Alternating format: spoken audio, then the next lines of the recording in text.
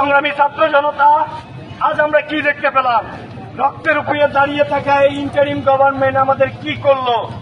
যে হাদি ভাই বাংলাদেশের স্বাধীনতা সার্বভৌমত্ব জুলাইকে রক্ষা করতে গিয়ে নিজেই চলে গিয়েছেন, তার হত্যার দাবিতে আজকে কাল হত্যার বিচারের দাবিতে গতকাল রাত থেকে আপনারা জানেন ইনকিলাব মঞ্চ অবস্থান কর্মসূচি পালন করছিলেন, একটি শান্তিপূর্ণ অবস্থান কর্মসূচি। সেখানে আজকে দুপুর নাগাদ ইন্টারিমের হামলা, ন্যাক্কারজনক হামলা ঘটিয়েছে। জুলাই পরবর্তী সময়ে জুলাই রক্তের উপর দাঁড়িয়ে থাকে এই সরকার কিভাবে হামলাটা চালায়, এর আমরা জবাব চাই।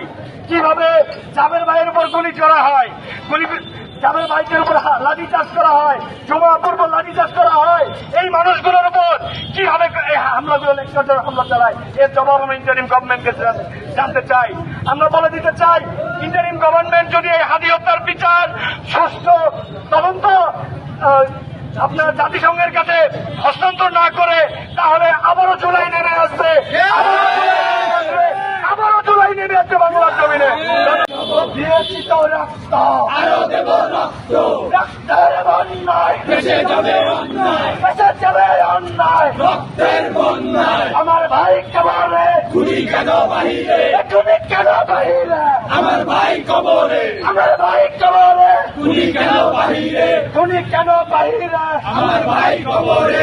আমার রক্তের বিচার চাই, ওই লেগেছে হাদি ভাই, ওই লেগেছে হাদি ভাই, আমার খুনের বিচার চাই, আমার খুনের বিচার চাই, ওই লেগেছে হাদি ভাই, ওই লেগেছে হাদি।